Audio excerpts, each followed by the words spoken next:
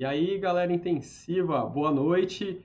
Sejam bem-vindos a mais uma live aqui no meu canal do YouTube.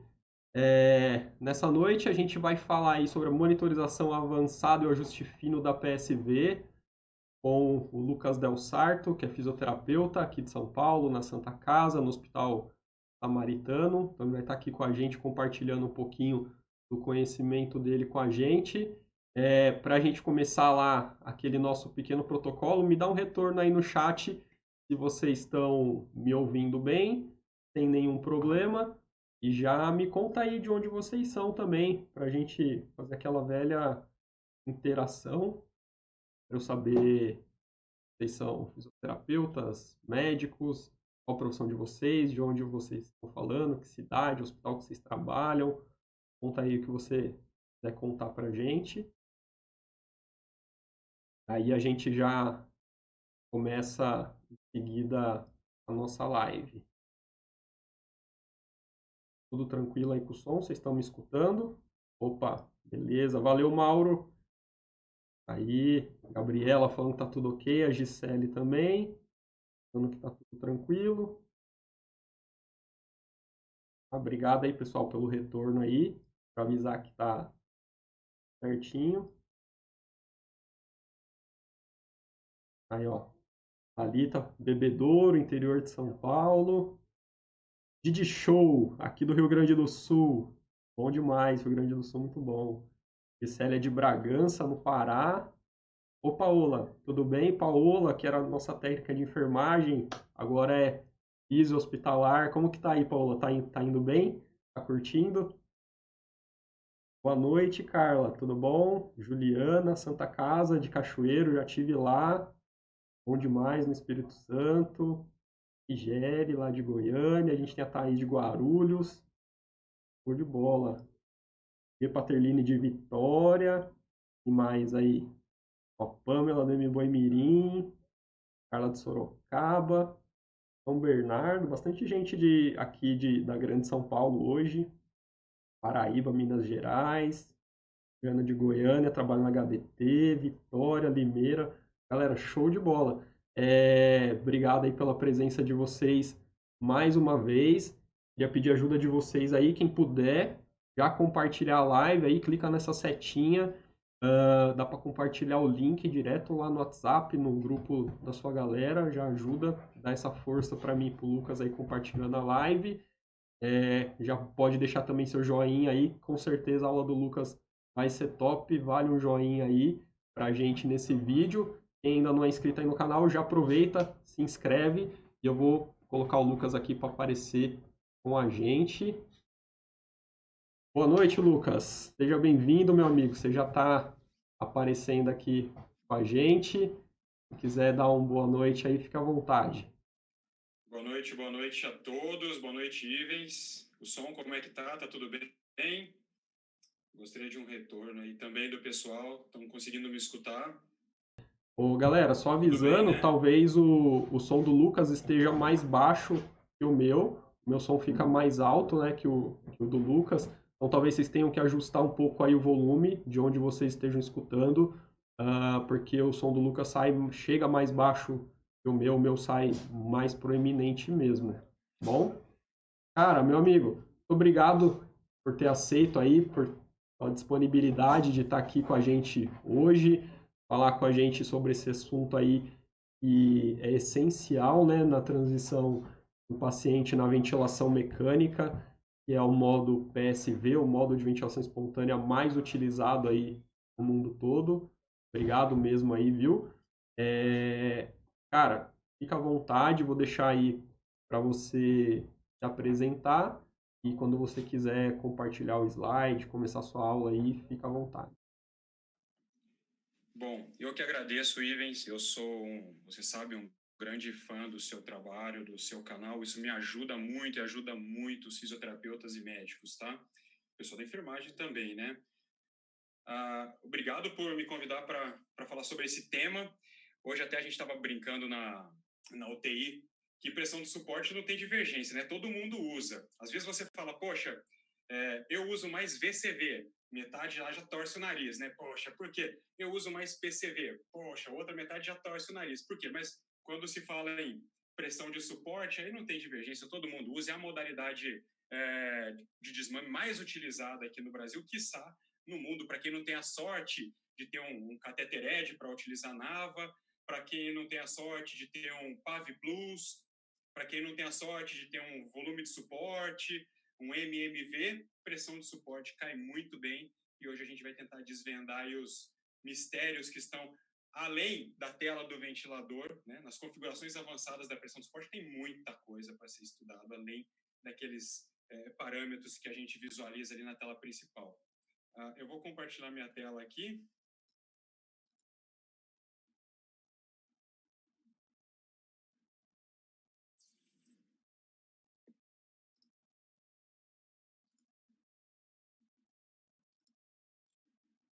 Bom, deixa eu me apresentar rapidamente. Eu sou o Lucas Del Sarto. Oi.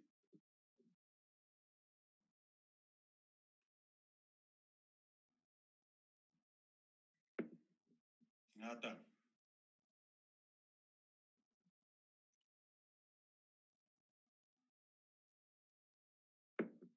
Galera, eu pedi pro Lucas esperar só um pouquinho, porque vocês viram aí que travou, né, o slide. Vou só destravar aqui.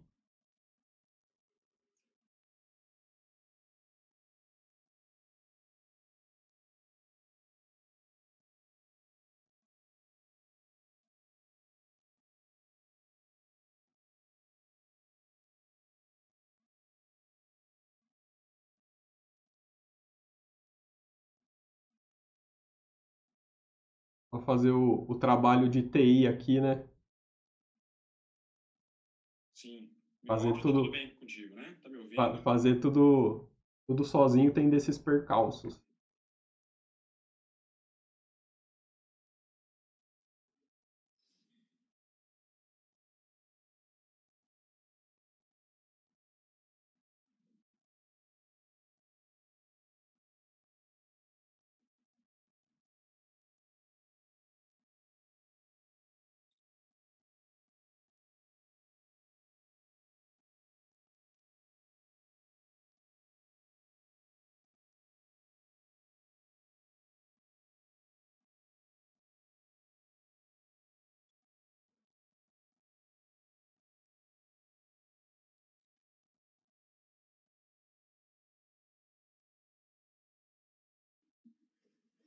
Aí, pronto, meu amigo.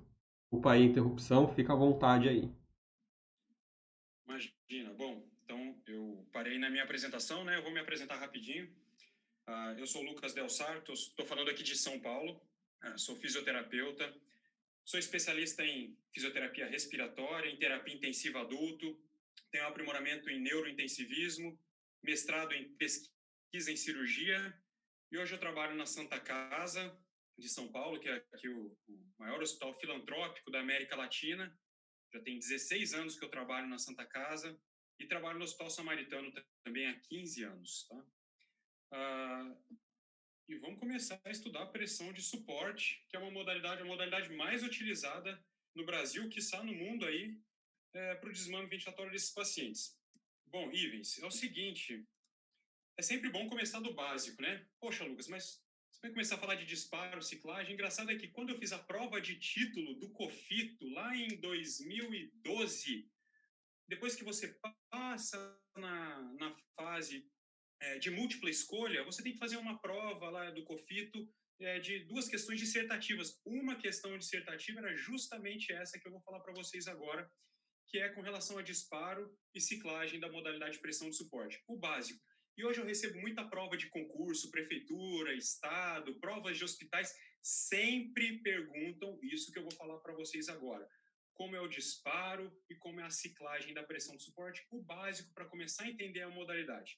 Bom, disparo da pressão de suporte. Depende, pode devolver a pergunta, depende de como é a sua sensibilidade. Se você tiver uma sensibilidade em litros por minuto, a sua sensibilidade vai ser a fluxo, o disparo vai ser a fluxo. Se você tiver uma sensibilidade em centímetros de água, a sua sensibilidade à pressão, o seu disparo vai ser a pressão. Como que funciona essa sensibilidade à pressão e essa sensibilidade a fluxo? A pressão nada mais é que o esforço do paciente vai ter que gerar uma pressão, essa pressão vai ter que cair até atingir a pressão que você pré-determinou no ventilador. Por exemplo, você colocou uma PIP de 10 para o seu paciente e uma sensibilidade à pressão de 2, o esforço do paciente, a PMUSC, o esforço do paciente vai ter que gerar uma pressão de 8 até 8, ou seja, 2 centímetros de água, descer até 9 e descer até 8, para o ventilador reconhecer como esforço do paciente e disparar um ciclo, tá bom? Isso é a sensibilidade à pressão. E a fluxo, como que funciona? No final da expiração, eu tenho um fluxo de base. Muita gente chama de fluxo de base, muita gente chama de bias flow, muita gente chama de flow bias. É um fluxo contínuo no circuito do ventilador que sai do ramo INS e vai para o ramo ES, como se fosse um CPAP. Como que funciona a sensibilidade? Após o paciente realizar um esforço, ele vai ter um deslocamento desse fluxo de base e só assim o ventilador vai reconhecer como o esforço do paciente gerar um ciclo assistido. Tá? Esse fluxo de base tem ventilador que vai deixar você modulá-lo, tem ventilador que já vem pré-determinado. Então, por exemplo, eu tenho um fluxo de base de 10 litros por minuto e você regulou uma sensibilidade de 2 litros por minuto. Se o paciente fizer um esforço que gera um deslocamento de 1 litro por minuto, o ventilador não vai reconhecer, isso vai ser um disparo ineficaz. Então, para o ventilador reconhecer, tem que deslocar 2 litros por minuto do fluxo de base, como a gente vê aqui na figura. Ó. Um bias flow saindo do ramo INS, no caso aqui o exemplo de 10 litros por minuto, indo até o ramo ES. A partir do momento que o paciente realiza um esforço, eu tenho um deslocamento desse fluxo de base e o ventilador reconhece como esforço do paciente. É assim que funciona a sensibilidade a fluxo, que é a mais utilizada hoje nos ventiladores mais modernos microprocessados. Ok? E com relação à ciclagem? A ciclagem de pressão de suporte é uma ciclagem a fluxo, exatamente essa questão que caiu na prova de título do COFITO. Descreva a ciclagem da modalidade pressão de suporte. Tá me ouvindo? Tudo bem? Tá me ouvindo, né? Tudo. Bom, como que ocorre? A partir do momento que o paciente faz um esforço, o ventilador reconhece o pico de fluxo inspiratório e essa queda do fluxo a partir do momento que esse ar vai se redistribuindo no pulmão, ou seja, atingindo vias aéreas menos calibrosas. Quanto menos calibrosa for a via aérea, menor vai ser o fluxo. A partir do momento que esse fluxo cai em torno de 25%, geralmente os ventiladores vêm pré-programados a 25% do fluxo da linha de base, o ventilador entende que esse ar já está bem redistribuído no pulmão e ele cicla. Portanto, o ventilador reconhece o pico de fluxo e a queda do fluxo em detrimento aí à distribuição do ar nessas vias aéreas menos calibrosas, tá? Então, disparo depende da sua sensibilidade, pode devolver a pergunta, se for uma sensibilidade em centímetros de água, dispara a pressão ou disparo a fluxo. Ciclagem a fluxo. Como que acontece a ciclagem? O ventilador reconhece a queda do pico de fluxo. Geralmente vem a 25%, tem ventilador que deixa você trabalhar e a gente vai estudar isso daí também. Conceitos básicos. Pressão de suporte é uma modalidade que você limita a pressão, independente do esforço do paciente, sempre vai entrar essa pressão. Se ele fizer pouca força para puxar o ar, vai entrar lá os 10 que você programou. Se ele fizer muita força para puxar o ar, também vai entrar os 10. O que vai mudar é o fluxo, que eu coloquei aqui para vocês, que é livre, e o volume, que é variado. Então, o fluxo da pressão de suporte depende do esforço do paciente, ok? E depende da pressão de suporte. Quanto maior a pressão de suporte, maior é o fluxo. Quanto maior é o esforço do paciente, maior o fluxo. E depende também do rise time, que é um manejo aí que a gente vai estar estudando também. E o volume também é variado, depende do esforço do paciente.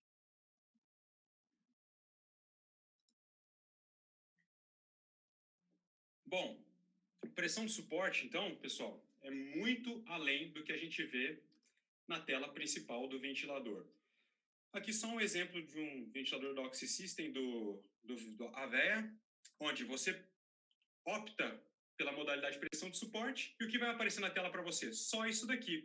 Uma curva pressão, fluxo, volume, por tempo, né? Tempo nas abscissas, pressão, fluxo e volume nas ordenadas, e aqui, para você modular pressão de suporte, PIP, o trigger, que é a sensibilidade, no meu caso aqui, uma sensibilidade a fluxo, e a FI. Aqui do lado, uma monitorização do paciente com relação a pressão máxima, volume exalado, volume minuto e frequência respiratória. Só que tem muita coisa além disso. Muita coisa. O que aparece para a gente na tela principal é pressão de suporte, PIP, sensibilidade FI. Todos esses parâmetros a gente pode modular também ou estar avaliando. Então, eu tenho as variáveis programadas, você vai predeterminar para o paciente uma pressão de suporte, você vai predeterminar uma PIP, você vai predeterminar uma sensibilidade a fluxo ou a pressão, uma FiO2, um rise time, que a gente vai falar sobre, e um fluxo de base, um bias flow. Só que olha quanta coisa que tem para a gente monitorizar e está evoluindo também, né, passando o plantão para os nossos colegas. O volume que o paciente está fazendo, o fluxo, a P01, o platô. Por incrível que pareça, tem como avaliar o platô em pressão de suporte, tem bastante trabalho que fala sobre. A driving pressure, já que eu tenho um platô, que é uma pressão dentro do alvéolo, a driving pressure, o esforço do paciente de forma não invasiva, sem catéter esofágico, né, porque a gente costuma avaliar a PMUSC com catéter esofágico, que vai avaliar a pressão pleural, né, a pressão intratorácica. Nesse caso, eu vou mostrar para vocês como que avalia o esforço do paciente a PMUSC sem catéter esofágico. O delta POC, que está vindo com força agora na monitorização do esforço do paciente, a famosa driving pressure transpulmonar, e até mesmo alguns ventiladores já vão te dar o índice de respiração rápida e superficial, que muitos conhecem como Tobin, mas Tobin é o autor, se você vê em prova de concurso, prova de hospital, vem como IRRS.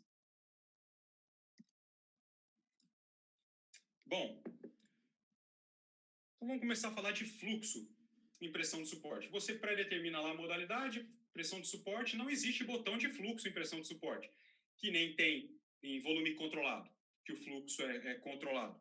Não tem botão de fluxo. Então, tem como regular o fluxo em pressão de suporte se não tem nenhum botãozinho de fluxo ali? A resposta é sim, tem como eu regular o fluxo em pressão de suporte. Como? Primeiro, pela própria pressão de suporte. Se você aumentar a pressão de suporte, você vai aumentar o fluxo. O fluxo é diretamente proporcional à pressão de suporte que você predetermina. Assim como pressão controlada, PCV. Se você quiser aumentar o fluxo em PCV, você pode aumentar a pressão controlada que o fluxo aumenta, caso o paciente esteja em uma sincronia de fluxo insuficiente, fazendo um undershoot, né? Outra forma, o fluxo é diretamente proporcional ao esforço do paciente. Se o paciente fizer muita força para puxar o ar, o fluxo vai aumentar. Se ele fizer pouca força para puxar o ar, o fluxo vai diminuir, porque o fluxo é livre, ok? E a terceira forma de alterar o fluxo em pressão de suporte é pelo famoso rise time. Toda modalidade que você limita a pressão, você tem como mexer no rise time. Então vamos falar de rise time. Só pegar aqui uma telinha para eu começar a desenhar. Rise time, pessoal, nada mais é. Eu tenho aqui uma curva pressão. Tá dando para ver, Ivens? Tá, né? Pressão, tempo. Sim, ou da modalidade pressão de suporte, ou da modalidade pressão controlada, tá? Ventilação por pressão controlada. Eu tenho uma PIP que você predeterminou, depois eu tenho um disparo. Aqui eu tenho um rise time, a pressão que você predeterminou, a ciclagem e a PIP, e aqui eu tenho o meu tempo inspiratório. Então, o que é o rise time? É do disparo até a pressão que você pré-determinou. Isso é o rise time. Tem ventiladores que te dão unidade de medida para o rise time. Por exemplo, em segundos. Rise time de 0,1, 0,2, 0,3. Tem ventiladores que não te dão unidade de medida. Te dá de 1 a 5, de 1 a 10. Isso não importa. O que importa é quanto menor o rise time, mais quadrada vai ser a curva. E se eu quiser aumentar o rise time, a curva ela vai ficar um pouquinho mais inclinada, ó. E se eu quiser aumentar ainda mais o rise time, ela vai se inclinar ainda mais. Entendeu? Tá, Lucas, mas por que eu faço isso? Por que eu mexo no rise time? Porque o rise time ele influencia no fluxo do ventilador. Quanto menor for o rise time, maior vai ser o fluxo ofertado. Então, se você quiser aumentar o fluxo do paciente em pressão de suporte, ou você aumenta a pressão de suporte, ou você diminui o rise time. Esse é o segredo. Vamos voltar aqui. Então, vamos lá. Ajustando o rise time. Aqui eu mostro para vocês, ó, que o rise time baixo, ou seja, a curva quadrada, o fluxo ele é maior, tá? E eu vou aumentando o rise time, o fluxo ele vai caindo. Então, quanto maior o rise time, menor vai ser o fluxo. Nada mais é que uma inclinação da curva pressão-tempo das modalidades que limita a pressão ou PCV ou pressão de suporte.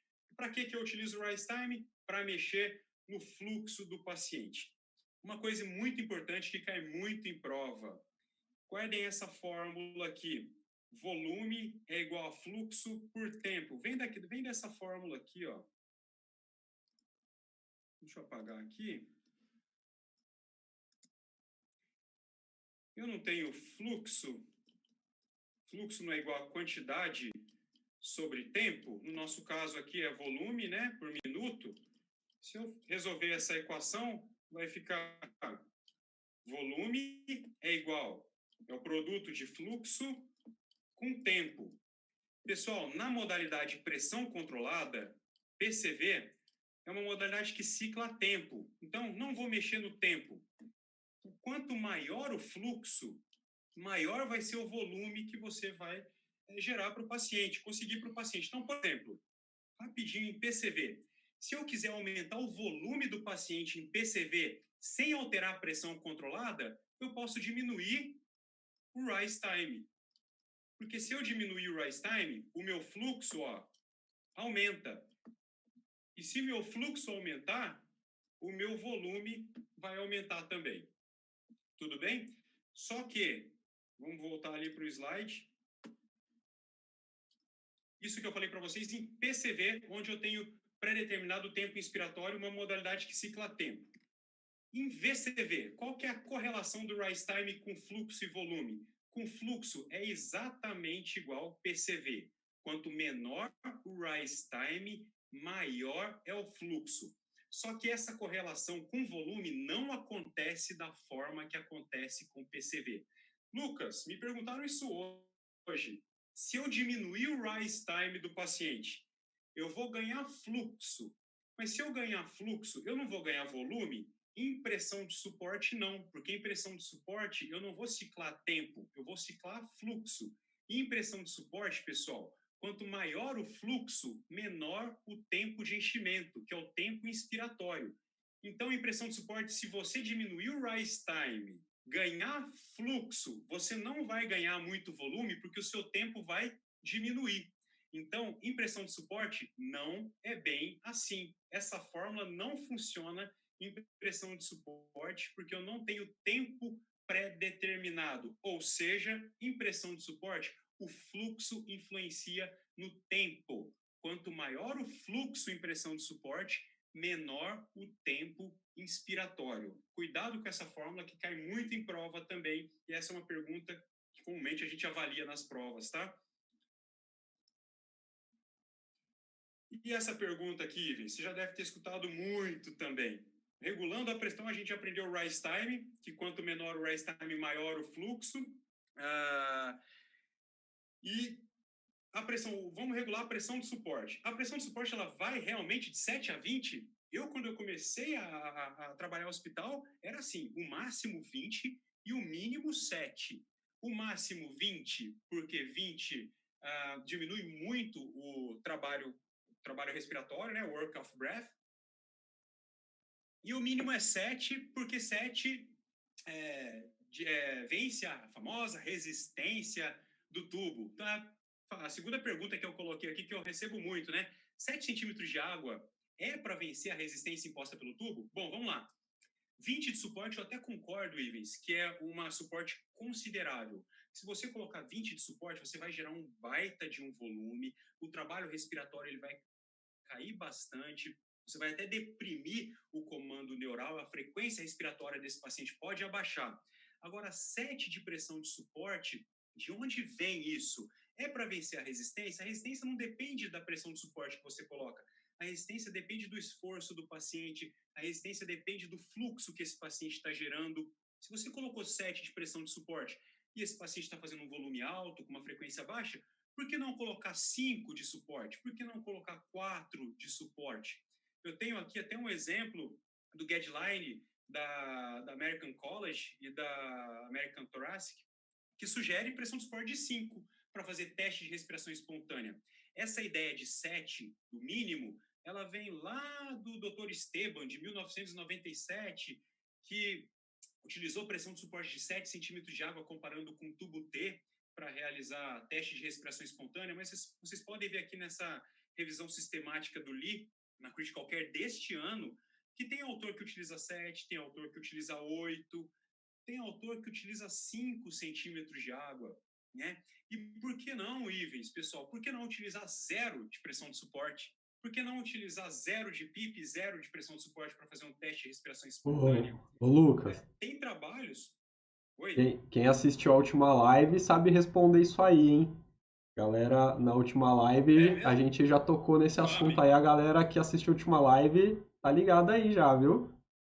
Boa, boa. Que ótimo que vocês citaram isso, porque muita gente torce o nariz quando fala que vai usar 0. Esses dias eu fiz um vídeo no meu Instagram, deixando o paciente só no bias flow, que é o fluxo de base que eu já falei para vocês, suporte de 0 e PIP de 0. Por que eu coloquei assim? Porque eu coloquei suporte de 7, o paciente tinha uma complacência muito boa, ganhava muito volume com o suporte de 7. Coloquei 5, uma complacência muito boa, muito volume, frequência baixa. Então vamos deixar 0? Coloquei 0, fiz um vídeo, o paciente eupneico, fazendo um volume bom. Tá aqui a foto, ó. 0 de pressão de suporte, 0 de PIP, o paciente gerando fluxo, gerando volume, ok, foi estubado. Tem trabalhos que falam disso. Scalar de 2017, o Kay de 2015 citam essa forma de teste de respiração espontânea. É óbvio que tem que ser muito bem selecionado, não é chegar amanhã lá e hoje eu vou fazer teste de respiração espontânea com 0 de suporte, 0 de PIP, porque o Lucas falou. Não, pacientes bem selecionados, tá bom? Já que eu estou falando aqui, mas qual é esse fluxo? O bias flow. Tem ventilador que deixa você pré-determinar de 10, 20, um CPAPzinho, um CPAP. Tem ventilador que não deixa, tem ventilador que vem pré-programado em 2 litros por minuto. Eu já acho mais difícil fazer um teste de respiração espontânea com suporte de 0, PIP de 0 e o fluxo de base de 2 litros por minuto. Mas tem como regular. Então, aqui mais uma vez, o fluxo de base saindo do ramo inspiratório, indo para o ramo ex, é um CPAP, né? Muita gente fala, poxa, é errado falar CPAP porque não tem uma pressão expiratória final, tal, mas esse fluxo gera uma PIP e você consegue ver na curva pressão-tempo, tá?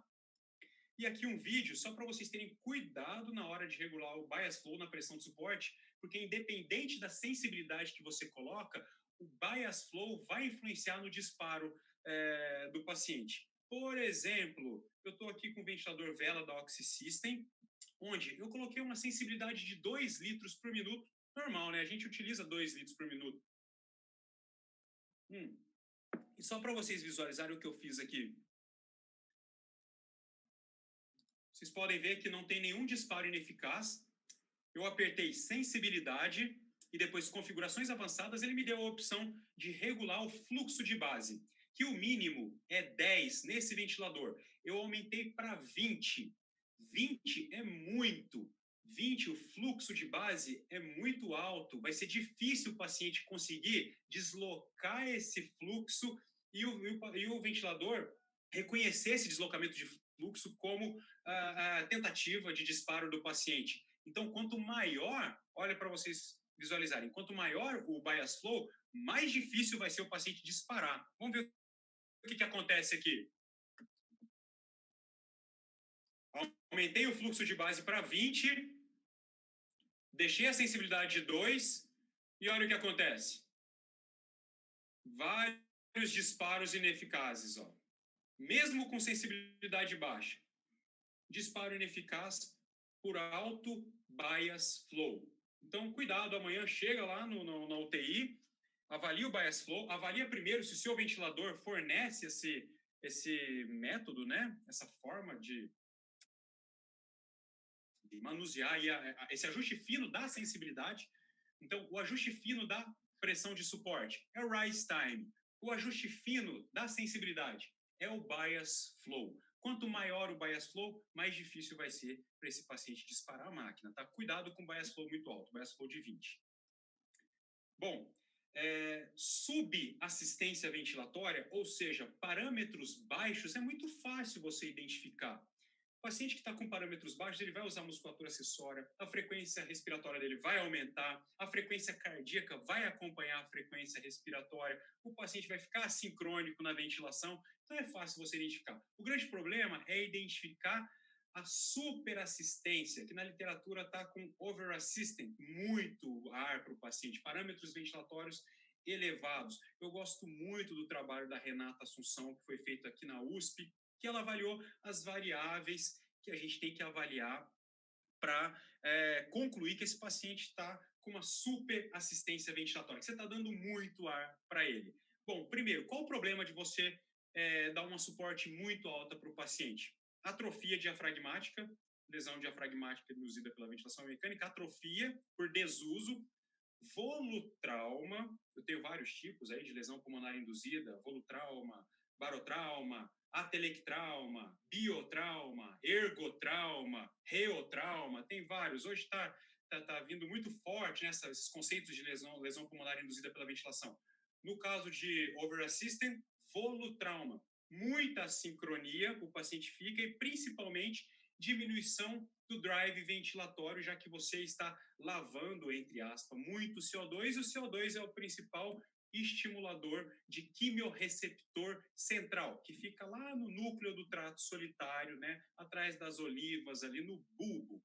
Pouco CO2 diminui o drive ventilatório. E quais são os parâmetros que eu vou avaliar? Colocou o paciente em pressão de suporte. Suponhamos aí uma suporte de 10. O paciente está fazendo um volume corrente acima de 9 ml quilo peso predito.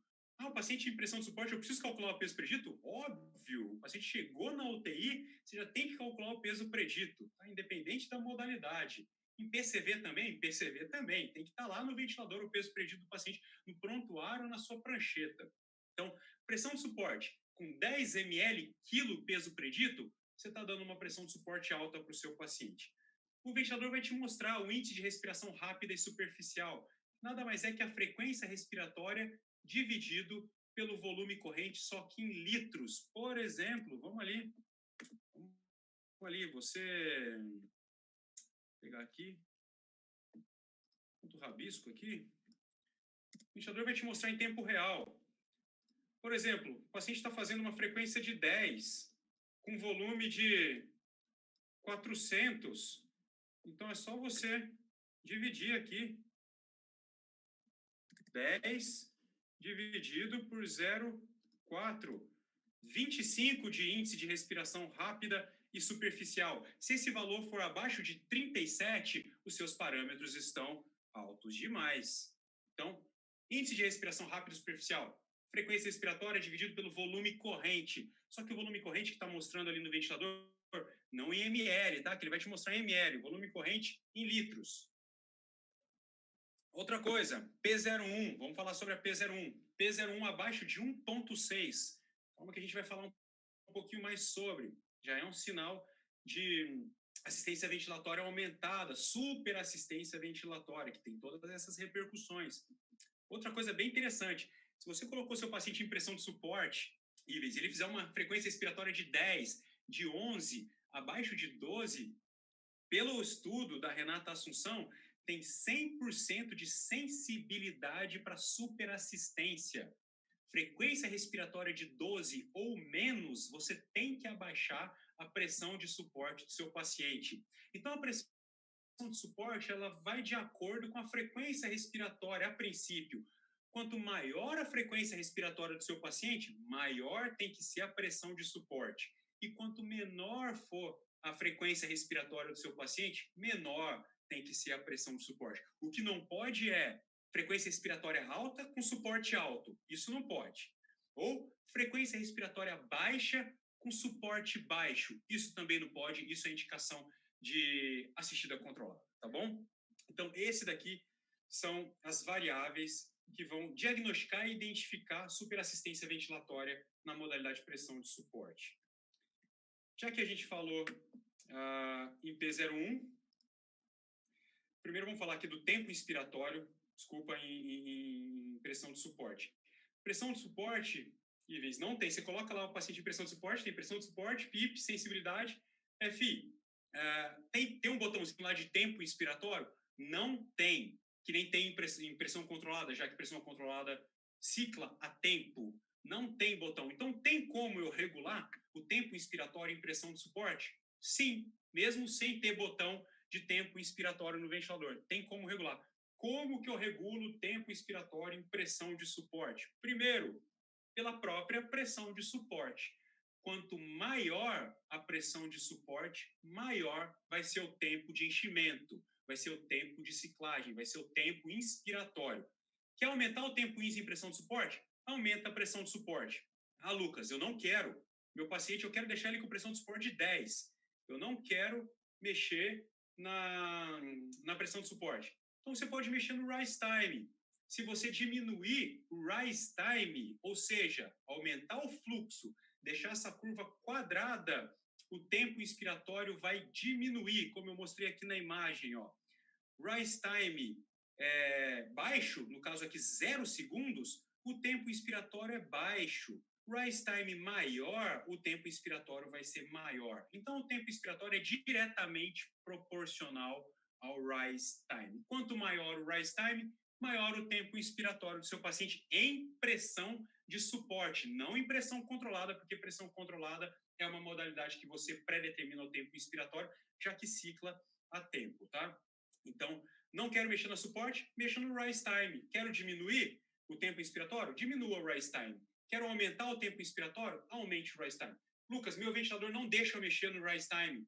Não deixa. E eu não quero mexer na pressão de suporte. Então, você pode aumentar ou diminuir o tempo inspiratório pela porcentagem de ciclagem, já que pressão de suporte é uma modalidade que cicla a fluxo. Então, você vai subir ou diminuir essa porcentagem de ciclagem. Lembrando que, quanto mais alta a porcentagem de ciclagem, menor vai ser o tempo inspiratório. E quanto mais baixa a porcentagem de ciclagem, maior vai ser o tempo inspiratório. Se você não quiser mexer nem na pressão de suporte e nem no rise time, mexa na porcentagem de ciclagem que você tem o controle desse tempo ins.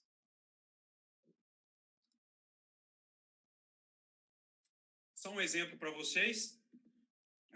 Aqui eu tenho um paciente com uma suporte de 7 e um tempo inspiratório de 0,7 segundos.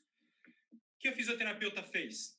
Ela aumentou a suporte para 15 e o tempo ins foi para 0,8, o que corrobora aí com a nossa ideia de que quanto maior a pressão de suporte, maior o tempo inspiratório desse paciente. Então, vamos lá? Aumentar o tempo ins, aumenta suporte. Não quero. Você pode aumentar, diminuir a porcentagem de ciclagem, que vai aumentar o tempo ins. Não quero também, aumenta o rise time, que você vai aumentar o tempo inspiratório, graças a uma diminuição do fluxo. Bom, com relação ao tempo ins também, uma pergunta para fazer. Eu tenho 2 pacientes aqui que dá para a gente observar 2 fenótipos diferentes, né? Pô, fenótipo de novo? Não estamos falando em Covid, tá? Agora estamos falando de fenótipos reais aí.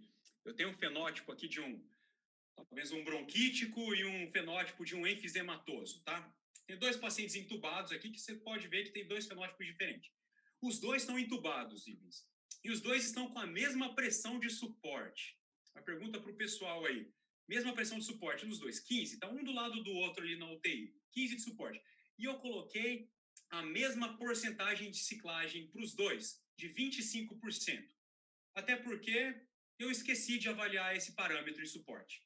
ele fica lá escondido na minha ventilação mecânica, eu tenho que apertar pressão de suporte, configurações avançadas, aí vai me aparecer a porcentagem de ciclagem. Eu esqueci, deixei 25%.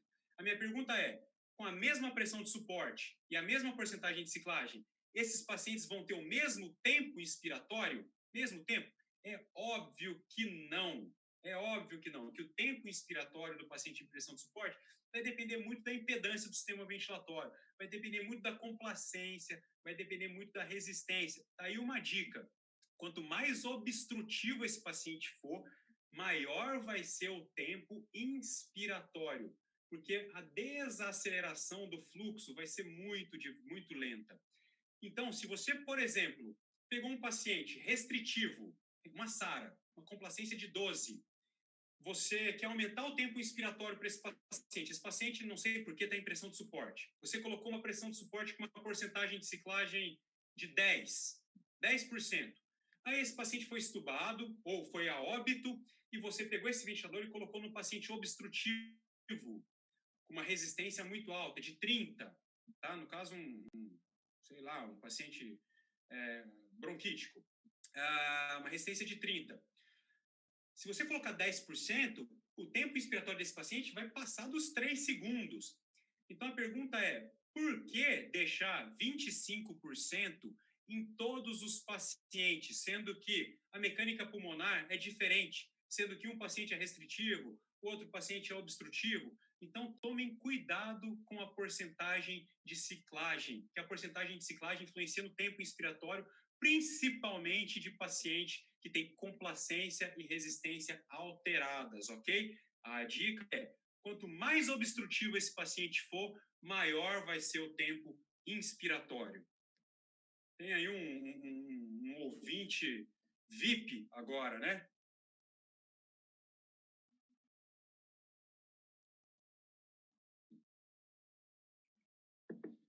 Olha lá, do tchau.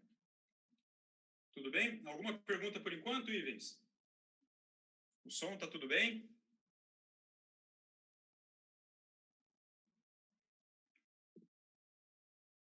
Ok, ok.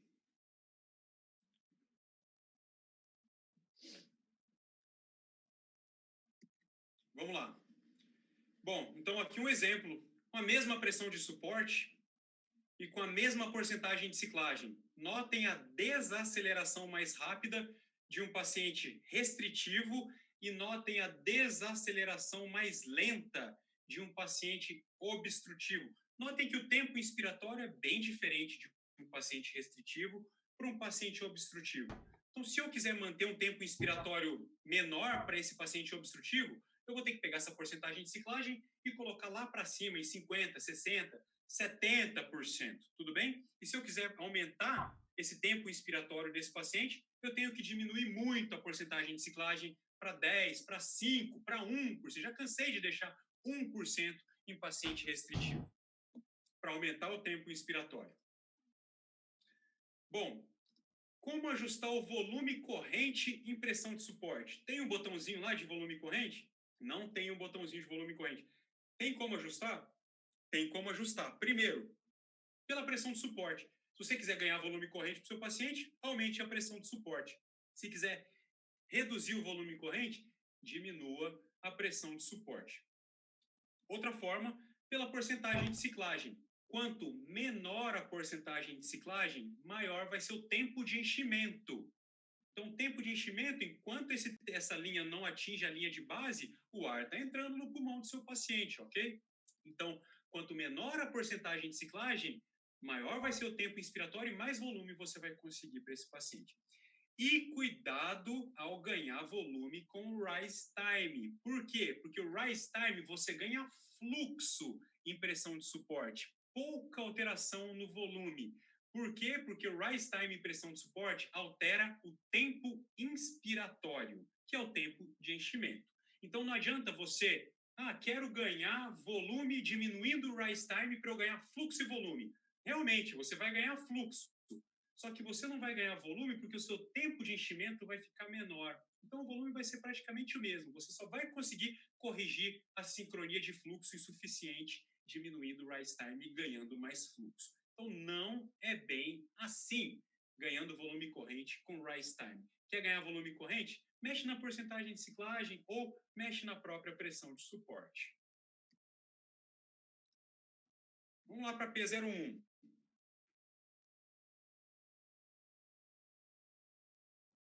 Bom, a P01, pessoal, ela foi desenvolvida para avaliar o drive do paciente. Se o paciente tem depressão do comando neural ou se ele tem um drive hiperestimulado. Mas a gente acaba usando a P01 de uma forma indireta para avaliar o esforço muscular do paciente. A gente sabe aqui nesse gráfico, ó, o paciente tem um catéter ED que avalia a despolarização diafragmática, que quanto maior a pressão de suporte, maior vai ser a ajuda, menor vai ser o trabalho para respirar, que é o work of breath, e menor vai ser a despolarização diafragmática, contração diafragmática. E quanto menor a pressão de suporte, maior é o estímulo diafragmático, aqui provado com o catéter ED, que é um catéter esofágico que avalia a despolarização diafragmática. Bom, tem uma pergunta aí do cachorro. Bom, então aqui sou eu, né? Bom, então é o seguinte, o que é a P01? A P01 é a pressão inspiratória nos primeiros 100 milissegundos. A pressão inspiratória nos primeiros 100 milissegundos. Então, como eu falei, ela foi feita para avaliar o esforço do paciente? Não, ela foi feita para avaliar se o paciente tem drive hiperestimulado ou depressão do comando neural. Mas a gente avalia de forma indireta que, né, se o paciente está com drive hiperestimulado, ele está fazendo mais esforço para respirar, e se ele tem depressão do comando neural, ele está fazendo menos força para respirar. Então, a gente avalia a P01, sim. O correto é realizar 3 medidas com intervalo de 10 a 15 segundos, não esqueçam isso. Tem ventilador que vai te dar a P01 em tempo real, a cada ciclo espontâneo ele vai te dar a P01, e tem ventilador que você vai ter que acessar as configurações avançadas, realizar manobras de oclusão, P01, e ele vai te dar a P01, você vai ter que fazer isso 3 vezes, tá bom? Quem tiver sorte, vai ter ali no cantinho do ventilador a P01 em tempo real. Por exemplo, os ventiladores da Maquet, tá? Tem o P01 ali, o Servo, tá? O Servo tem a P01 em tempo real para o paciente. Parâmetros considerados normais. Ivens, isso daqui é motivo de muita discussão até hoje. Se você pegar vários ventiladores e avaliar o manual dos ventiladores, eles vão dar valores de referência diferentes. Eu já vi valor de referência de P01 de meio a 1,5. Eu já vi valor de referência de 2 a 4. Esse valor de referência é o mais utilizado, que é o do Diante, que é 3,5, desculpa, 1,5, 1,6 a 3,5. Acima de 3,5, baixa assistência. Abaixo de 1,6, muita assistência ventilatória. Então, trabalhar entre 1,6 e 3,5 de P01 para o seu paciente. Vamos lá, eu gosto muito desse trabalho do François Pierre. Olha o que ele fez. Ele avaliou diversos níveis de pressão de suporte e a P01 do paciente avaliando o uso de musculatura acessória. O que isso quer dizer? Qual musculatura acessória? Musculatura acessória para puxar o ar, inspiratória, no caso, esternocleidomastoide, tá? Então, ele foi reduzindo a pressão de suporte, observando a P01 do paciente e avaliando o uso de musculatura acessória. E ele viu que o paciente começa a usar musculatura acessória quando atinge uma P01 de 2,9. A partir de 2,9 já tem uso de musculatura acessória para estar puxando o ar, musculatura acessória inspiratória. Mas você vai achar na literatura de 2 a 4. Abaixo de 2, diminuição do drive ventilatório, pode reduzir os parâmetros ventilatórios, pode reduzir a pressão de suporte. Acima de 4, aumento do drive, isso é um importante preditor de falha no desmame. Nunca estube um paciente com P01 acima de 4. Jamais vai falhar na ventilação. P01 acima de 4, falha no desmame ventilatório. E P01 acima de 3,5, Ivens, subassistência. Tem que aumentar a pressão de suporte do seu paciente, tá? Eu gosto muito desse gráfico. Esse gráfico ele avaliou 2 grupos. Um grupo, a bolinha branca, sucesso no desmame, e bolinha preta, falha no desmame. O que a gente pode observar? Que o grupo sucesso, ele foi abaixando a pressão de suporte e a P01 foi aumentando. Mas a P01 aumentou muito mais, Ivens, no grupo que falhou. Então, o grupo que falha, quando você abaixa a pressão de suporte, tentando um teste de respiração espontânea, a P01 vai aumentar muito. Mas nem foi isso que chamou a minha atenção. O que chamou a minha atenção foi o seguinte, que a gente costuma estubar o paciente com suporte de 7, né? 7, 5 de suporte. Vamos arredondar aqui para 8, ó. Vamos pegar esse suporte de 8. Olha a P01 do paciente que teve sucesso com suporte de 8, dá 1. E olha a P01 do paciente que teve falha no desmame, dá 2,5. Então, 2,5 já é um preditor de falha nesse trabalho aqui, Ivens. Por isso que eu gosto muito desse trabalho que eu mostrei para vocês aqui, ó. O trabalho de 2,9. Na verdade, eu costumo aumentar a pressão de suporte com P01 acima de 2,5. Eu não espero 3,5, que nem o trabalho de diante concluiu, tá? Então, eu espero 2,5 e eu já estou aumentando os parâmetros, a pressão de suporte. Bom, e a famosa platô em pressão de suporte? Tem como avaliar o platô em pressão de suporte? Eu fiz uma enquete, a maioria das pessoas falaram que sim, mas depois isso gerou uma discussão tremenda, eu recebi dezenas de mensagens, como eu aprendi que não, em outros sites me falaram que não é fidedigno, mas tem como sim, e tem aí 2, 3, 4 trabalhos bem desenhados que ensinam a gente a fazer isso. Eu vou mostrar para vocês aqui no meu paciente como é possível. Então, eu tenho aqui 3 situações. Vamos pegar só a primeira curva, que é a pressão tempo, né? Pressão por tempo aqui nas abscissas tempo e nas ordenadas pressão. Então, eu tenho aqui o paciente, é óbvio, em pressão de suporte, onde eu dou uma pausa inspiratória com o paciente em suporte e eu tenho um platô acima, Ivens, da pressão de pico. Muito estranho, porque se eu der pausa em VCV, eu tenho platô abaixo. E essa diferença entre platô e pico é o meu componente resistivo pulmonar. E na pressão de suporte, eu tenho o platô lá em cima, nesse painel A. Eu tenho esse painel B que responde mais ou menos, que responde igual a VCV, onde eu dou pausa inspiratória e o meu platô fica abaixo da pressão de pico. Por que, Lucas? Em um paciente eu dou pausa e o platô fica acima, e outro paciente eu dou pausa e o platô fica abaixo. Isso depende do esforço do paciente, depende da pressão transpulmonar. O que é pressão transpulmonar? É a pressão de dentro menos a pressão de fora. É a pressão de dentro do alvéolo menos a pressão da pleura.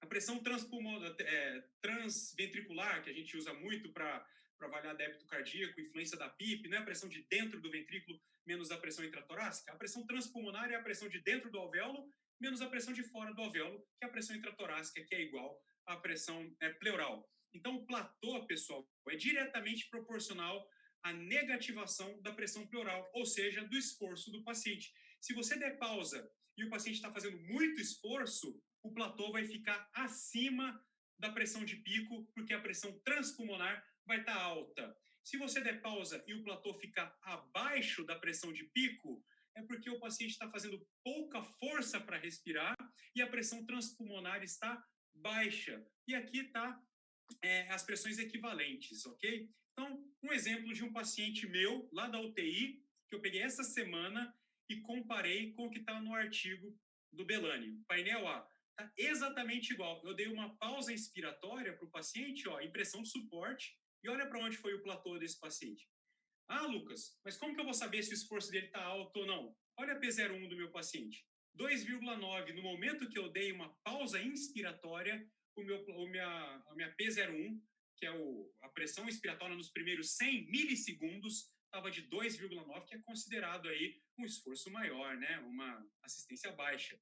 Então, pressão transpulmonar alta, P01 alto, platô fica acima da PIP. Para eu calcular driving pressure, basta eu subtrair esse platô da PIP total. Para eu saber a PIP, para eu avaliar a PIP total, eu tenho que dar uma pausa ex e eu tenho a driving pressure, tá? Sério, Lucas? Eu aprendi que driving pressure é platô menos PIP. Driving pressure, pessoal, é pausa ins menos pausa ex. Isso é driving pressure. Pausa ins menos pausa ex. O que é pausa ins? Platô. O que é pausa ex? PIP total. PIP intrínseca mais PIP extrínseca. Isso a driving pressure está fidedigna, ok? Então, aqui eu tenho um exemplo que ficou exatamente idêntico ao meu painel A. E aqui eu tenho outro exemplo de um paciente do lado que estava em pressão de suporte, que estava com uma depressão do comando neural, ou seja, a pressão transpulmonar baixa, visualizada aí através da P01 também, P01 de 0,3. Poxa, muito baixo o drive desse paciente, né? Causando uma pressão transpulmonar baixa. Se a pressão transpulmonar está baixa, eu tenho platô abaixo da PIP. Então, repetindo, o platô ele é diretamente proporcional ao esforço do paciente. Se o paciente está fazendo muita força, o platô vai estar lá em cima. Não se assuste se o platô ficar acima da pressão de pico, é porque o teu paciente está fazendo muita força para respirar. Tudo bem? O que não pode... desculpa, depois eu volto aqui. O que não pode acontecer é isso, ó. Quando não é fidedigno, quando você dá uma pausa inspiratória e esse platô começa a desenvolver essa forma de curva crescente. Isso daqui significa que ele está com uma atividade muscular ativa ainda, ele está fazendo força. Tá? Então, eu preciso de um relaxamento muscular para eu ter um platô fidedigno. Se você der uma pausa e acontecer isso daqui, não subtraia o platô da PIP, que sua driving pressure não vai estar fidedigno em pressão de suporte.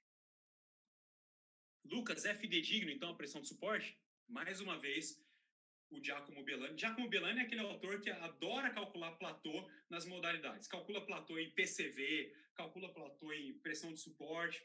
E ele viu nesse trabalho dele que quanto maior a pressão de platô em modalidade assistida, no caso, pressão de suporte, maior vai ser a mortalidade. Então, teve uma relação boa com a pressão de platô em VCV. Se você calcular o platô do paciente em pressão de suporte e vier alta, a mortalidade desse paciente vai aumentar também. Então, pode calcular a pressão de platô em pressão de suporte, que tem uma correlação positiva aí com mortalidade. Mais uma vez, não pode acontecer isso. Famoso delta POC. Passamos do tempo, Ivens, ou não? Temos tempo ainda?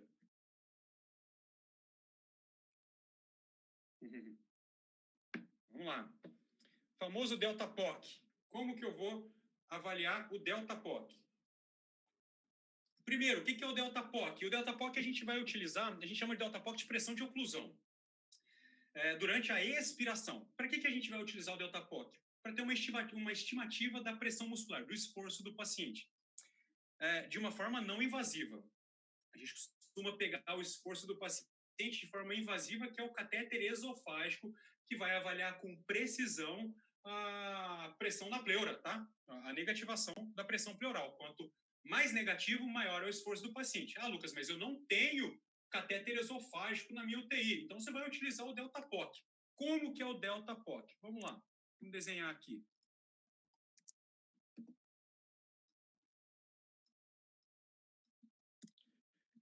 Então, pessoal, ó, por exemplo, vocês estão aqui na modalidade de pressão de suporte, PSV, onde eu tenho nas abscissas aqui eu tenho tempo e nas ordenadas eu tenho a pressão. Então, tem a PIP que você predeterminou, rise time, a pressão de suporte, limitado à pressão, ciclagem a PIP. Nesse momento, vocês vão dar uma pausa expiratória e o paciente vai fazer um esforço, vai puxar o ar. Vai acontecer isso com a curva. Você vai soltar a pausa e ele vai dar continuidade nos ciclos. O que é o delta POC? É daqui até aqui. Isso é o delta POC. Por exemplo, você colocou uma PIP de 5 e durante o esforço, esse paciente atingiu, vamos pegar, tentar fazer na mesma escala, menos 3. Isso aqui é 0. Então, o paciente, ele reduziu a pressão durante o esforço de 5 até o 0 e depois 3. Ou seja, o esforço dele foi de menos 8. Isso é o delta POC. POCC. Esse paciente tem um delta POC de menos 8. Tá, e daí, Lucas, o que eu vou fazer com isso? Bom, vamos lá que eu vou mostrar para vocês. Então, aqui, ó, eu dei o paciente da impressão de suporte, eu dei uma pausa expiratória e esse paciente realizou um esforço inspiratório e eu vou quantificar quanto foi o esforço. Tá me ouvindo, Ivens? Aqui parou o áudio para mim, tudo bem? Tá, né? Tá, desculpa. Eu vou quantificar o esforço desse paciente. Eu vou congelar a curva do ventilador, vou vir com o cursor aqui e o ventilador vai me mostrar o esforço do paciente. Bom, depois disso, eu vou jogar na fórmula de pressão muscular predita. A fórmula é menos 3/4 vezes o delta POC. Então, só vou dar um exemplo aqui para vocês de um paciente onde, aqui eu desenhei agora, tá? Um paciente com PIP de 5 e chegou até menos 5, ou seja, ele teve um delta POC de 10. Delta POC de 10, vamos lá, menos 3/4 vezes menos 10. Menos com menos dá mais, então dá 3 vezes 10, 30, dividido por 4, ele tem uma PMUSC de 7,5. Facinho de fazer, você faz beira-leito isso, tá? PMUSC de 7,5. Tá bom, Lucas, e aí, isso é bom? Isso é ruim? Isso é muito bom. A PMUSC não pode passar de 15. Se ele tem uma PMUSC de 7,5, ele não está fazendo esforço muscular para respirar. É um esforço baixo, tá bom? Então, isso é o delta POC, tá? E também tem como a gente calcular a driving pressure transpulmonar, que é diferente da driving pressure que eu mostrei para vocês agora há pouco. O que é a driving pressure transpulmonar? É o estresse mecânico dinâmico aplicado aos pulmões. Então, junta a pressão positiva que você está dando para o paciente, mais a pressão muscular, bem a equação de movimento dos gases, tá? Pressão positiva mais a pressão que o paciente está fazendo para deslocar o ar, vencer o componente elástico e vencer o componente resistivo. Isso é a driving pressure transpulmonar, que tem uma fórmula um pouquinho mais complicada, mas dá para você relembrar os conceitos lá da 4ª série e fazer beira-leito também essa equação. Vamos dar um exemplo aqui para vocês. Como que eu vou achar a pressão o driving pressure transpulmonar? Então, eu tenho um delta POC de 10. Qual é a fórmula? A pressão de suporte que você predeterminou menos 2/3 do delta POC.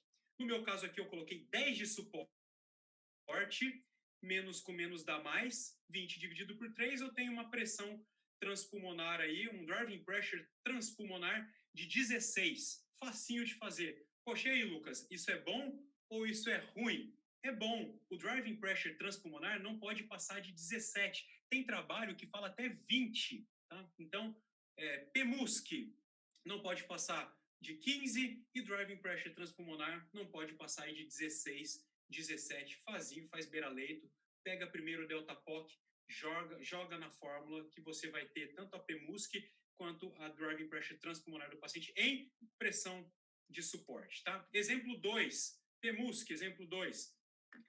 Eu tenho um delta POC aqui, ó, olha o esforço do paciente, Ivens. De menos de 5 de PIP foi para menos 20. Isso acontece muito com o paciente desconfortável na ventilação, no caso de subassistência ventilatória. Então foi para menos 20, tirou 5 da PIP e menos 20. Então delta POC de menos 25. Joga na fórmula PMUSC de 18. Não pode passar de 15. Esforço muscular exacerbado. Subassistência ventilatória. Pode aumentar parâmetro ventilatório desse paciente. Coloca na sua evolução isso como justificativa. E o driving pressure transpulmonar desse paciente, jogando esse delta POC, deu 26 de driving pressure transpulmonar. Não pode passar de quanto? 20 em um trabalho, 17 no outro trabalho. Vamos pegar 17 como referência, tá? Então é assim, Ivens, que calcula o driving pressure e a PMUSC. Opa.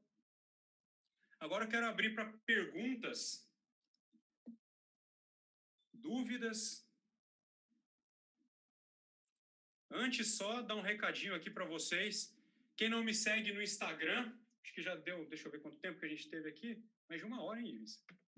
Bom, quem não me segue no Instagram, eu faço alguns vídeos, 2, 3 vídeos semanais, beira-leito.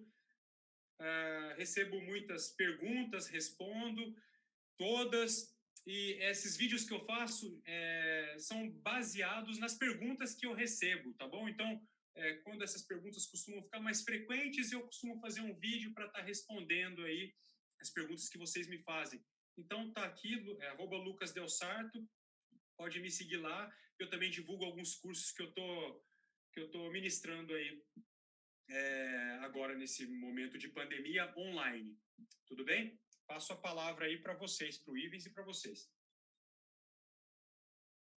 Show de bola, meu amigo. Excelente a aula, trazendo aí para a gente uns conceitos mais avançados aí de monitorização, né, da PSV. Galera, quem tiver pergunta já vai mandando aí no chat e o Lucas vai esclarecer um pouco mais aí para a gente.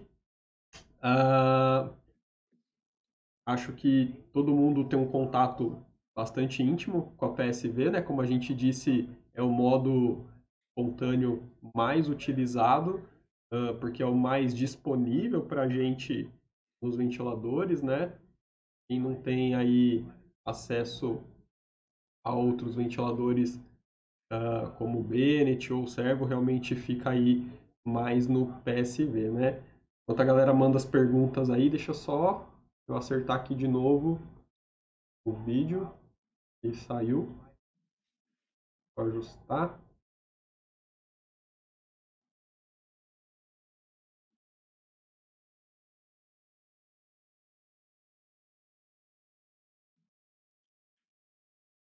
Aí, agora estamos aparecendo aí. Ah, vamos ver aqui a pergunta da galera. Ó, Andy Balestra. Quando a P01 está abaixo de 1,6, mas o paciente está taquipneico, o que pode ser? É difícil. Aí você vai ter que avaliar outros parâmetros de subassistência. É bem difícil encontrar. Espera só um pouquinho. Espera só um pouquinho. Que eu abri aqui o... Aconteceu o que você falou. Abri o YouTube e o áudio... Bom, é difícil o paciente ficar taquipneico com uma P01 baixa, tá bom? É bem difícil, tem que ver se está regulado aí o sensor também do seu ventilador. Geralmente o paciente taquipneico, ele tem um aumento do drive ventilatório, e é exatamente isso que a P01 avalia, o drive, não é nem o esforço do paciente, a gente que utiliza de forma indireta. Então, se o paciente está taquipneico, ele está com drive hiperestimulado. Geralmente, essa P01 está maior por hiperestimulação de quimiorreceptor central, tá?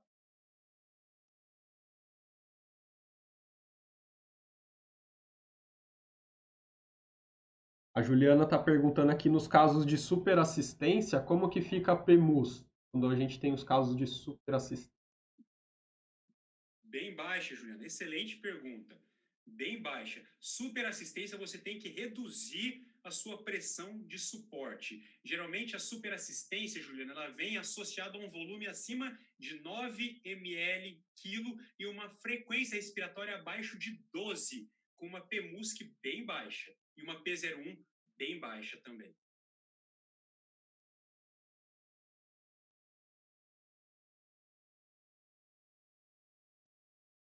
Eu acho que a Fabiola, no início da aula, tinha perguntado como avaliar o fluxo de base nos ventiladores mecânicos que fornecem esse tipo de ajuste. Depende do ventilador, Fabiola. No ventiladores, geralmente o bias flow ele vem escondido. Você tem que garimpar. Tem que colocar configurações avançadas, sensibilidade, ele vai aparecer para você. Ele quase nunca fica na tela principal, tá bom? Então, você primeiro leia o manual e veja se esse ventilador fornece esse modo para você, tá? Lembrando que o fluxo de base não é a compensação automática do tubo. Compensação automática do tubo é outra coisa. A compensação automática do tubo é uma pressão de suporte variada aí que ele regula a resistência no começo e no final do tubo e imagina que ele vai quebrando a resistência a cada ciclo. Tá? E bias flow é outra coisa. Primeiro avalia se o seu... Eu sempre recomendo, baixe o manual do seu ventilador e lá vai te falar onde que ele está. É difícil eu falar no ventilador X você vai encontrar aqui, o Y tem como regular, o B é pré-fixado em 2 litros por minuto, isso depende muito da marca, tá? É, e como que a gente faz para avaliar qual que é o fluxo de base ideal quando isso é regulável? Como que a gente sabe, por exemplo, igual você mostrou no exemplo, né? Que 10 estava melhor que o 20, que lá no 20 que você regulou estava dando disparo ineficaz, né? Então, como avaliar qual o melhor Principalmente fluxo a de base? sincronia. P01 e a sincronia.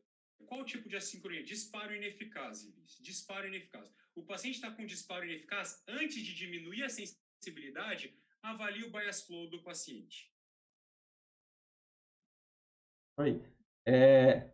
A Rita de Cássia perguntou assim, ó, se eu tenho uma pressão de suporte baixa, por exemplo, 5, e o meu paciente faz uma frequência respiratória baixa, entre 6 e 8, por exemplo, compensando, né, com o volume corrente muito alto. O que a gente pode fazer? Depressão do comando neural, isso não pode. Tá? Provavelmente seu paciente recebeu opioide, recebeu sedação. Eu vejo muito isso em paciente miótico. Acabou de chegar da cirurgia, eu coloco em pressão de suporte. Eu falei para vocês que a pressão de suporte acompanha a frequência. Então, o paciente está com frequência baixa, que nem ela falou, muito boa pergunta. Você vai lá e reduz a frequência, a suporte, para 7. Ele mantém ali 6 de frequência respiratória, com volume um pouquinho mais alto. Se ele está fazendo volume alto, significa que o esforço que ele está fazendo é maior. Tá? Porque o volume é diretamente proporcional ao esforço do paciente, a PMUSC. Abaixa para 5 de suporte, não tem problema nenhum. E avalia se ele sai desse nível de 12 de frequência respiratória, que tem sensibilidade de 100% para superassistência. Se não, pupila, se ele tiver miótico, provavelmente ainda tem sedação circulando, opioide circulando, isso tem depressão do comando neural. Se mesmo assim ele continuar, tem indicação de assistida controlada que esse paciente vai fazer hipercapnia, tá bom? Acidose respiratória. Aproveitando essa pergunta aí da Rita, é, tem um caso que é basicamente o oposto disso que você comentou agora, né? A gente tem alguns pacientes em pressão de suporte que eles fazem um volume bastante alto, e aí você vai lá e baixa a pressão de suporte e eles continuam fazendo volume alto. E hoje o legal da gente ter essas opções de avaliação que você mostrou na aula, né, a P01, a PMUS, o Delta POC, é que hoje a gente consegue fazer um tipo de ajuste que a gente fazia meio que empiricamente no passado. Esse tipo de paciente que mesmo baixando a pressão de suporte, ele mantém um volume alto, na maioria das vezes ele até aumenta o volume, é porque ele está com um drive exacerbado. Então o cara está fazendo uma baita força para respirar e você está tirando pressão de suporte e ele faz mais força ainda. E aí ele acaba Esforço ainda. aumentando o volume ao invés de abaixar quando você baixa o suporte, né? E antigamente o que a gente fazia? A gente subia a pressão de suporte, mas de uma maneira empírica, observando o volume corrente cair, né? E o conforto do paciente. Hoje não, hoje a gente olha ali a variável ali, a P01, a gente pode fazer um cálculo aí da PMUS, ver o delta POC e conseguir regular isso muito melhor, né? Mas é um erro até bastante comum da galera na beira do leito, nesse tipo de paciente com drive aumentado, que é diminuir o suporte quando esse paciente faz tanta força que ele desloca um monte de ar, né? Sim, sim. Baseado na equação de movimento dos gases, esse ar vai entrar pela pressão que você predeterminou e o esforço do paciente, né? Se você diminuiu a pressão positiva e ele aumentou a PMUSC, gera volume alto. Gera volume alto. Tem Isso uma acontece em pergunta. pressão controlada também, viu? Em PCV. Sim, sim. Tem uma pergunta aqui que eu vou fazer para você, porque é uma confusão, na verdade, muito comum de quem utiliza ventilador servo, né? Que é como que é o ajuste de fluxo no ventilador servo. Nossa. Parece que Aí você precisa ter uma expertise tremenda. O servo merece semanas de treinamento, porque o servo, ele é um ventilador que ele fixa a relação. Então você escolhe a relação que você quer. Por exemplo, 1:2,5. Se você colocar 1:2,5, qualquer parâmetro do ventilador que você mexer vai alterar o fluxo. Se você aumentar o volume, vai aumentar o fluxo. Se você aumentar a frequência, vai aumentar o fluxo. Se você mexer no rise time, vai aumentar o fluxo. Os únicos parâmetros que não vão vai ser a FI e a PIP. O resto, qualquer coisa que você mexer, vai alterar o fluxo no servo, porque o servo ele fixa relação ins-es e você não consegue mexer no fluxo. O fluxo é de acordo com os outros parâmetros. É bem complicado. Mas depois que você pega a mão, fica sensacional, viu? No começo a galera confunde um pouco porque está muito acostumado a trabalhar com VCV, com controle de fluxo, né? Mas o Sim, fluxo, o que sim. que ele é? Ele é velocidade. Então velocidade determina o tempo. Velocidade. Então assim, trabalhar com Sim, fluxo ou tempo inspiratório, na verdade, dá a mesma coisa, né? No fim das mesma coisa. contas. Tem que tomar um cuidado com isso que você falou, quando ele está naquele modo que trava a relação. Isso leva a ajustes bizarros quando as pessoas não prestam muito atenção quando muda a frequência respiratória, por exemplo, que é o que mais acontece. E só lembrando que se você chamar o técnico aí da Maquê, ele consegue pôr para você na configuração que você quiser. Você quer relação, configurar pela relação, pelo tempo inspiratório, ele consegue mudar isso para você, você não precisa ficar batendo cabeça e sofrendo, não.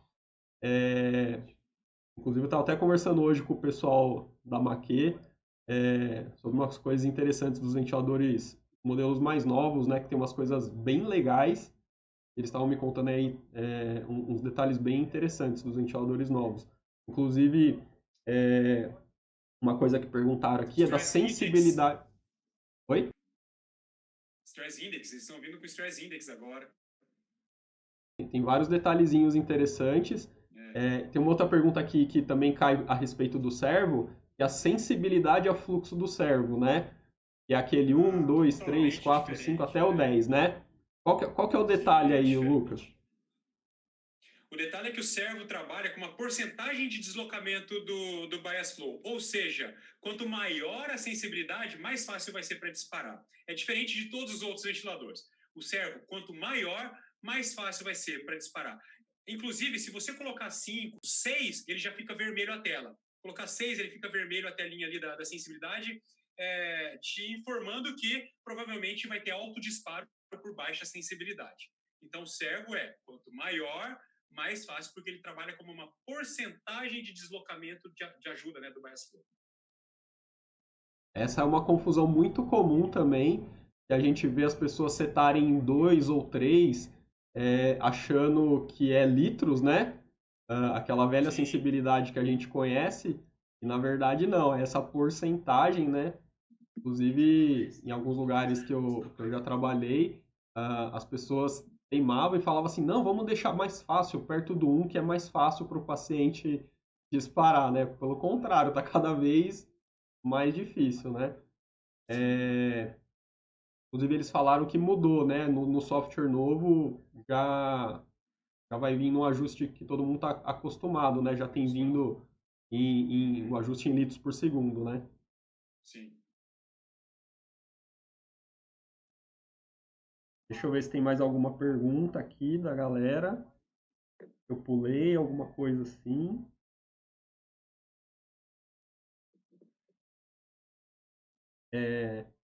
Vou colocar para você uma discussão que a gente teve na live passada, né? O Daniel estava até aí no chat, não sei se ele está aí ainda. E a gente comentou, né? Igual você falou aí, por exemplo, a gente pode fazer um teste de respiração espontânea usando só o bias flow, né? Pressão de suporte de zero, PIP de zero, mas também que muitas pessoas têm preconceito, digamos assim, de ventilar seus pacientes, fazer a ventilação, independente se o paciente vai ser estubado ou não, com pressão de suporte menores que 8, menores que 7, justamente porque os trabalhos clássicos acabaram utilizando esses valores e foram os valores que ficaram aí para toda a vida, né? Como tem sido sua prática aí? Você tem utilizado valores menores que 8 e 7 para ventilar seus pacientes normalmente, independente dele estar no TRE ou não?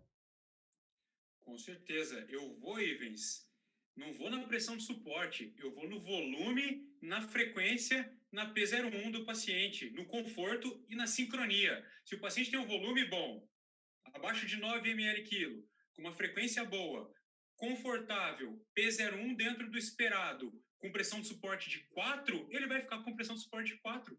E eu vou estubar ele com pressão de suporte de 4, sem problema. Exatamente. Foi isso que a gente comentou, né, na última live.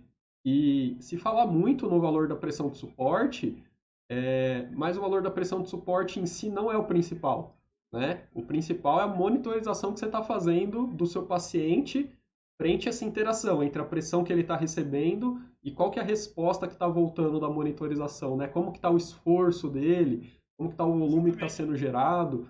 Então, essa resposta é o importante, né? Exatamente. Demanda e capacidade, exatamente. Tem toda a razão.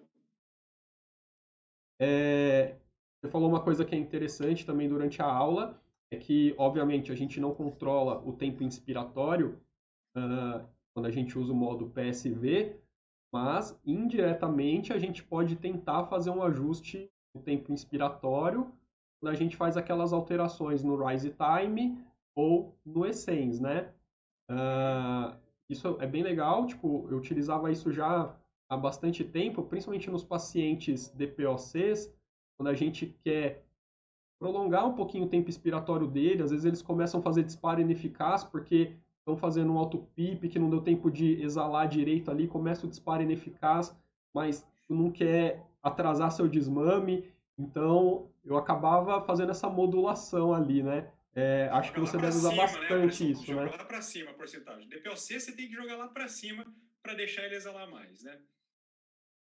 Aí faz aquele velho truquezinho, né? Sobe o Essence, sobe o Rise Time, Sim, porque daí dá um pico de fluxo maior e aí sua ciclagem acaba acontecendo mais cedo, né? Acho que você deve usar perfeito. bastante isso na prática também, né? Perfeito, perfeita colocação, perfeito. DPOC gosta de fluxo alto, tá?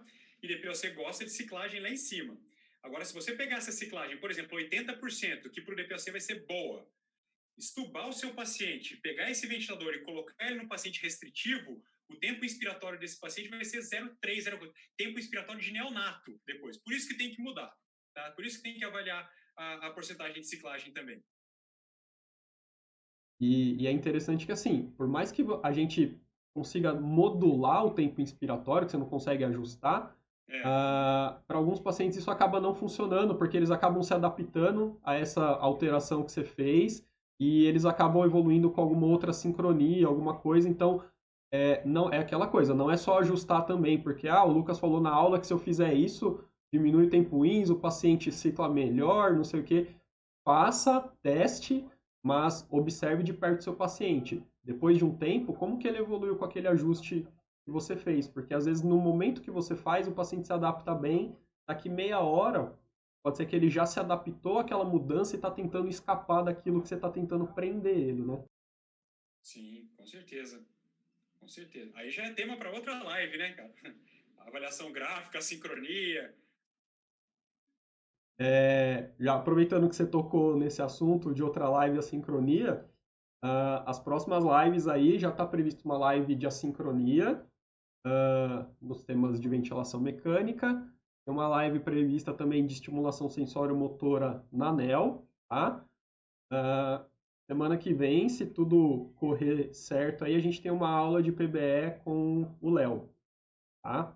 Então essas são as próximas lives aí, estão previstas. Tem outras aí que estão mais para frente, né? A gente vai ter live ainda de oxigenoterapia, a gente vai ter uma live multidisciplinar sobre doenças neuromusculares com físio, fono e nutri. Vamos ter aula de VNI, catéter de alto fluxo, tudo chegando aí, no seu tempo. Ó, o Igor perguntou aqui, ó. E uma PSV de 4 com PIP de 8, por exemplo, é válido? Claro, se o teu paciente está confortável, tudo é válido. Exatamente, né? A PIP ali ajudando a oxigenação, melhorando a complacência, e aí muitas vezes a pressão de suporte de 4 deixa o seu paciente totalmente confortável, né?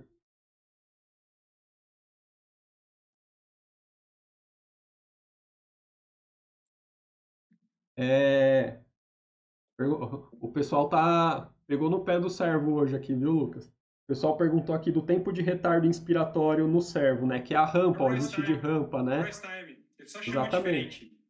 É, É o rise time. exatamente. Tem que tomar cuidado só assim, porque às vezes o mesmo ajuste em aparelhos diferentes, ele recebe nomes um pouco diferentes e funciona um pouquinho diferente, né? Por exemplo, no Bennett, a gente tem o Rise Time, a rampa, e quanto maior a sua rampa, mais ele acelera o fluxo. Porque é um ajuste em porcentagem e ele está falando para você ali, qual a porcentagem de tempo você quer que eu mantenha a pressão que você programou. Então, se você quer 100%, ele tem que dar um fluxo muito rápido e atingir logo a pressão que você programou. Né? Diferente do servo, ele usa o tempo de retardo. Né? Então, assim, Sim. quanto maior o tempo de retardo, menor a Menor o fluxo. velocidade que ele vai liberar o fluxo. Perfeito? Perfeito.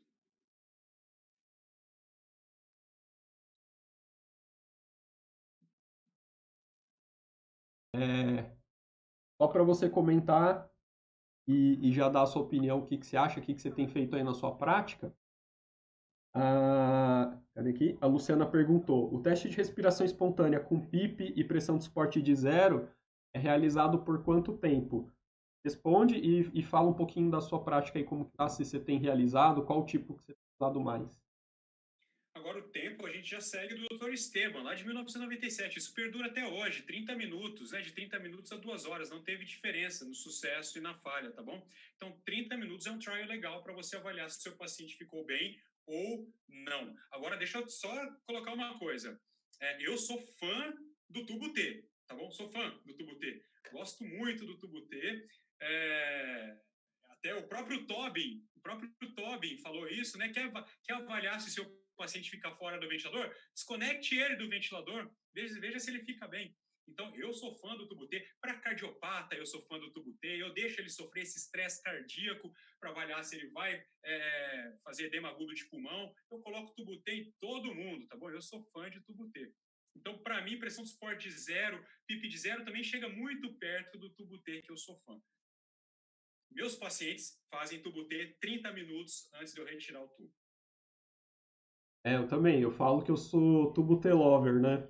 Eu gosto do tubo T também. Se eu puder eu tiver alguma peça para utilizar ali, ou se eu puder desconectar meu paciente, eu vou fazer isso, porque, de novo, é o meio.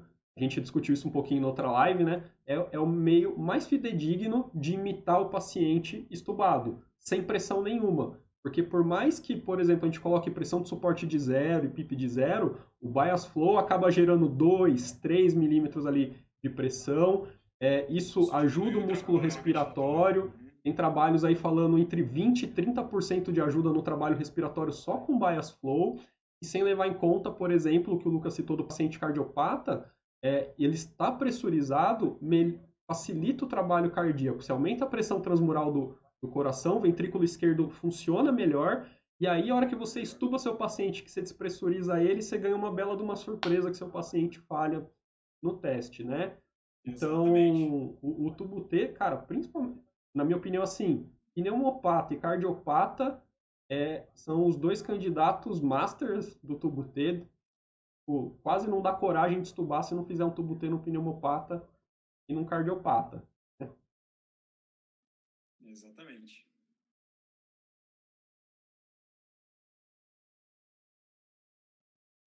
Eu acho que eu acabei respondendo a pergunta da Flaviana, que ela fez agora. O Daniel está perguntando se você costuma usar Cuff Leak Test, aí a gente comentou na última live. Fala um pouquinho aí se você utiliza ou não. Gosto muito, até porque a gente recebe muito cirurgia de cabeça e pescoço. Gosto muito do Cuff Leak, ele tem uma boa sensibilidade, tá? O que significa isso? Se você. O Cuff Leak, bom, é o seguinte: tem uma forma correta de fazer também, tá? Tem que dar um vazamento acima de 150 ml, tem que ter uma diferença entre VTI e VTE, tem que ter murmúrio laringotraqueal e tem que ter a fase vertical na curva volume-tempo. Você tem que aumentar um pouquinho a pressão do seu paciente, deixar um tempo INS um pouquinho maior para dar tempo desse ar entrar, pressurizar e sair. Se vazar, a chance desse paciente ter edema é bem baixa. Se não vazar, eu não sei se ele tem edema. Isso é sensibilidade aumentada. Então, não significa que você fez o Cuff Leak, não vazou, não significa que tem edema. Mas se você fez o Cuff Leak e vazou, pode estubar tranquilamente que não tem edema, tá? Então, por receber muito paciente cabeça e pescoço, eles costumam deixar 48 horas com corticoide e depois eu faço o Cuff Leak. Eu utilizo sim o Cuff Leak. Então, quem quiser saber mais um pouquinho sobre o Cuff Leak, volta lá na última live. Daniel explicou bem. os conceitos do Cuff Leak Test.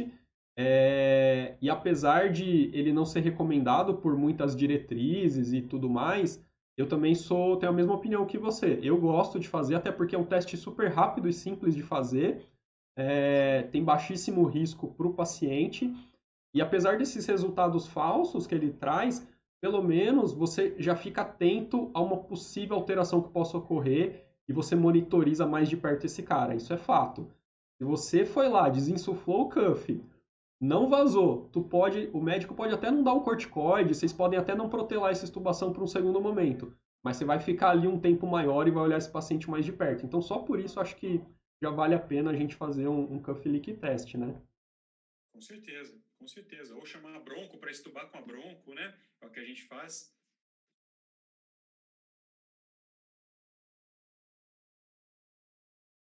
Ó, o Tom perguntou assim: existe diferença prática entre o teste em PSV convencional, ou seja, IP de 5, suporte de 7, acredito eu que é isso que ele quer dizer com PSV convencional, e quando a gente zera as pressões, algo que justifique o uso de um sobre o outro?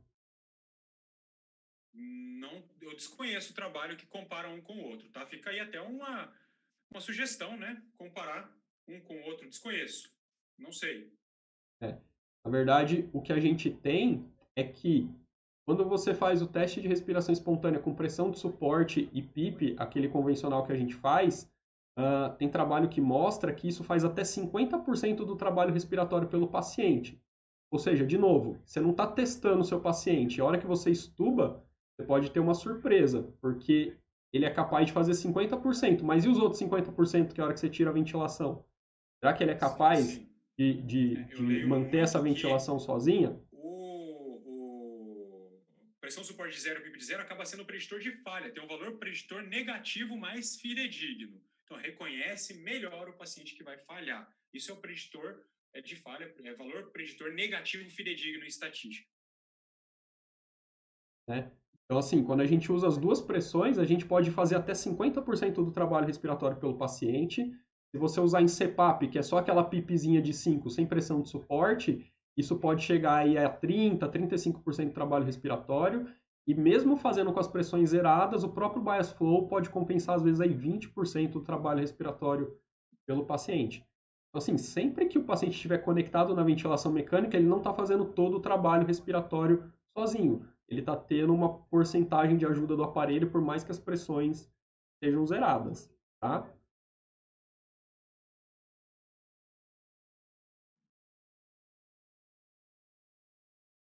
Ô, Lucas, não podia faltar uma perguntinha aqui de Covid, né? A Luciana mandou uma assim, ó. Para pacientes Covid, não seria indicado o teste no tubo T, correto? Correto, não seria. A gente estuba o paciente em pressão de suporte, tá, Luciano?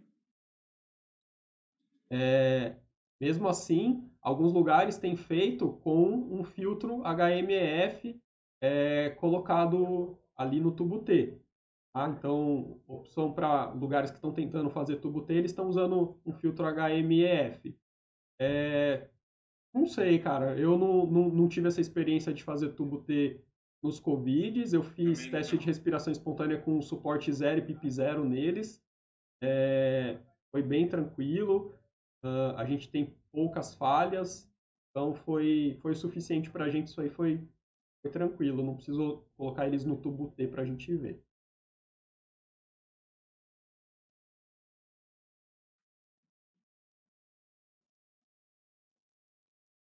Ó, a Keila fez uma pergunta complicada aqui, porque a gente tem pouco dado para ajudá-la. Ela falou assim: paciente tem a PIP ideal de 10, tá em PSV, né? Vou reduzindo diariamente a PIP a cada dia, porém, ela percebe aumento do esforço muscular inspiratório do paciente. Essa piora pode estar associada à redução da PIP? Aí é complicado, hein? Pode. Pode estar. Pode estar associado a várias coisas. Mas essa PIP sua foi calculada em PSV, PIP de 10, antes, previamente, em ventilação controlada, foi pela driving pressure, né, que é pelo stress index, e você reduziu a PIP e aumentou o trabalho respiratório, provavelmente colapsou unidades alveolares que previamente não estavam com essa PIP de 10. quando você reduziu a PIP, piorou o driving pressure? É muito difícil avaliar isso, muito difícil te responder sem estar beira-leito, tá? Mas pode sim. Diminuiu a PIP, piorou a mecânica pulmonar e o conforto do paciente, provavelmente diminuiu a PIP e unidades alveolares foram colapsadas também. Você vai É, visualizar, isso vai refletir na sua driving pressure. então, exatamente. Assim, o fato de você estar diminuindo a sua PIP e isso está diretamente relacionado na sua observação ao piora do esforço do paciente, então a gente entende que, beleza, a diminuição da PIP está piorando. O segundo passo é você entender o porquê que isso está piorando. Será que esse paciente está hipervolêmico e aí ele não tolera que você baixe a PIP? Qual que é a causa? Assim, não basta só fazer o ajuste, entender a piora, voltar ao ajuste e o paciente melhorar. Tem que ir a fundo e lá achar a causa real, inicial, que está levando a todos esses ajustes necessários na ventilação. Né? O que está acontecendo que esse paciente só tolera ficar bem se a PIP estiver mais elevada? Por que isso está acontecendo? E aí com a equipe, toda a equipe multi, corrigir isso para você poder evoluir, né, o desmame do seu paciente.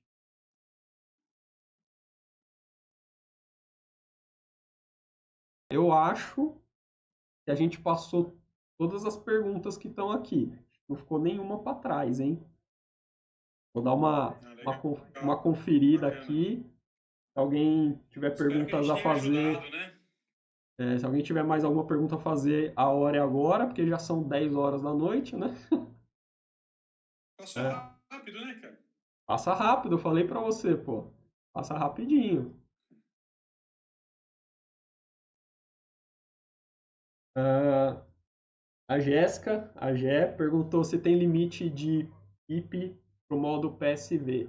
Você teria um máximo de PIP que utilizaria no modo PSV. Olha, Jéssica, na verdade, se você precisar de uma PIP muito alta, esse paciente não tem indicação de gerar esforço assistido, né, espontâneo. Tá? Então, por exemplo, isso não tem na literatura. No máximo que você vai utilizar são 15. Mas suponhamos que seu paciente tem uma PIP ideal de 15, 16. Você não vai deixar esse paciente numa modalidade espontânea. Esse paciente está precisando descansar esse pulmão. Não ter PMUSC, ter só pressão positiva, ventilação protetora. Um paciente com uma PIP de 15 precisa muito de ventilação protetora, precisa muito de ser quantificado os pontos de corte de mortalidade, precisa muito de ter um platô baixo, um driving pressure baixo, um stress index normal, entendeu? Então, não tem como eu te falar um ponto de corte, um cutoff, né, que a gente fala, não tem como. Mas creio eu que um paciente com PIP de 12, 14, 15, eu não deixaria impressão de suporte, não. O que a gente vai encontrar aí em alguns guidelines ou diretrizes é que se você tem uma pressão inspiratória maior que 25, esse paciente ainda não está no momento de ir para a ventilação espontânea, né?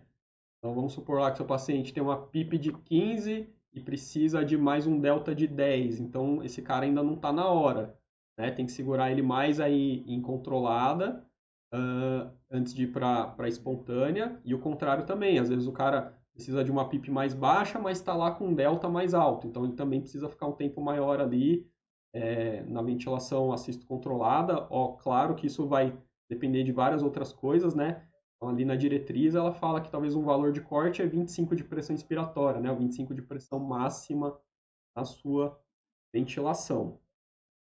Cara, obrigado aí, cara, pela sua participação. Obrigado a todo mundo que acompanhou aí. Quem acompanhou, antes de sair, não esquece de deixar aquele joinha para essa super aula do Lucas aí. Foi show.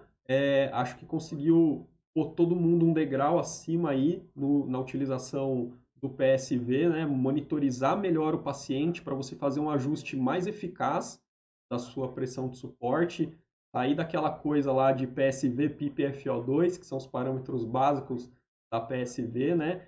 Aprender a usar melhor o Rise Time, aprender a usar melhor o Essence, monitorizar melhor com as opções que o Lucas deu. Então, deixa aí o seu joinha aí para agradecer o Lucas. E, cara, muito obrigado aí pela sua participação, pela disponibilidade. Estamos aí à disposição para o que você precisar. Quiser sugerir temas aí para aulas, estamos à disposição também, Eu viu, que meu amigo? agradeço. Eu que agradeço o convite, eu que agradeço o tema proposto, eu agradeço o pessoal que participou, as perguntas que foram sensacionais, super relevantes. Espero que eu tenha ajudado um pouquinho a estar olhando para essa modalidade de forma agora diferente, a estar evoluindo diferente, a estar monitorizando diferente, né? Tudo para o bem do paciente, tá? E é isso, agora eu vou sentar aqui e ser um espectador das próximas, tá bom? A próxima eu estou aqui fazendo pergunta também. Cara, com certeza você agregou muito aí. Galera, amanhã vai chegar doida lá nos pacientes em PSV para botar tudo isso aí em prática, não tenha dúvida, viu? Mais uma vez aí, Tomara que ó, sim. muito obrigado, Lucas. Galera, obrigado. Até semana que vem, se tudo der certo com a nossa live aí de PBE, certo? Então lembra aí, já deixei uns temas aí no ar, de uns spoilers dos nossos próximos temas. Vejo vocês então na próxima live. Grande abraço para todo mundo aí. Valeu, Iris. Tchau, tchau.